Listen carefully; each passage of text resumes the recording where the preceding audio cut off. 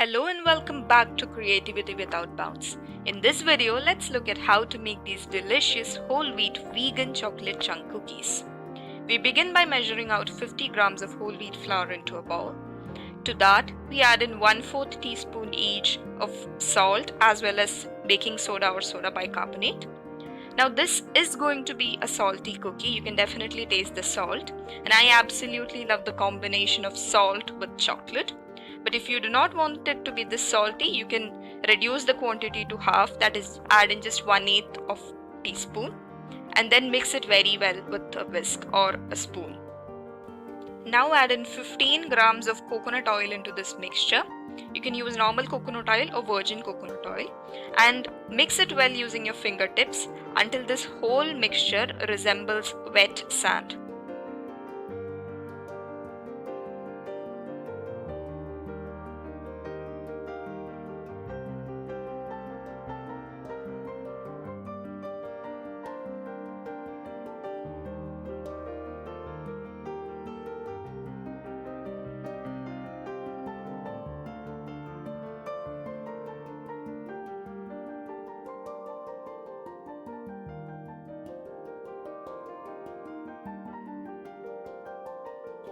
Once you've mixed that well, add in 50 grams of chopped dark chocolate.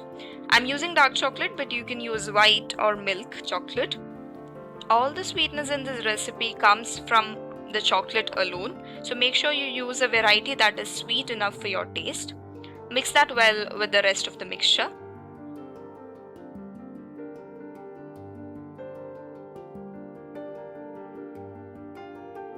It's now time to bring the dough together.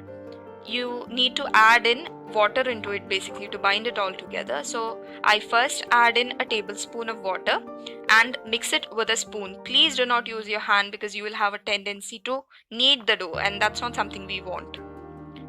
Now, next tablespoon of water is optional. I am adding it in because I need slightly soft cookies, but if you want crunchy cookies, please do not add the second tablespoon.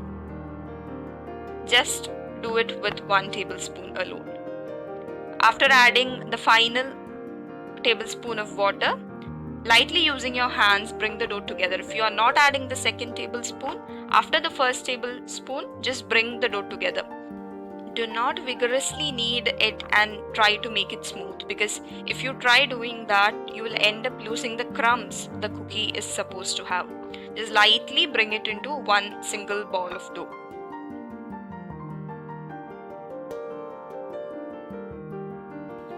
It's now time to weigh the ball of dough so that you can precisely divide it into portions.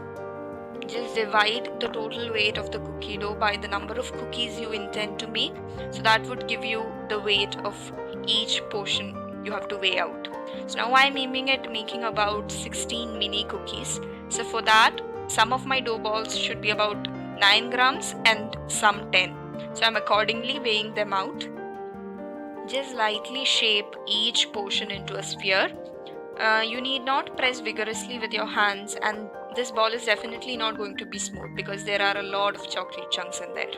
Just roughly make a sphere out of them. For baking the cookies, I'm using an 8-inch by 8-inch square cake pan. I've inverted the pan and placed a butter paper over it, and now I place the shaped dough balls on top of it. Now when you place them, make sure they are equidistant from each other, because that will help them to not stick to each other when you flatten them out at a later stage. If you do not have butter paper, what you can do is just lightly grease the surface, the tin in this case, or you can also use an aluminium foil, lightly grease that with oil and then place it on your tin.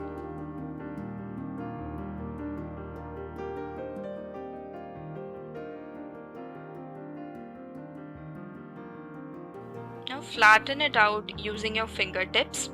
As you flatten it out, try to get a round shape. It will be very difficult considering the amount of chocolate chunks that are there, but even then, try to make it as round as possible.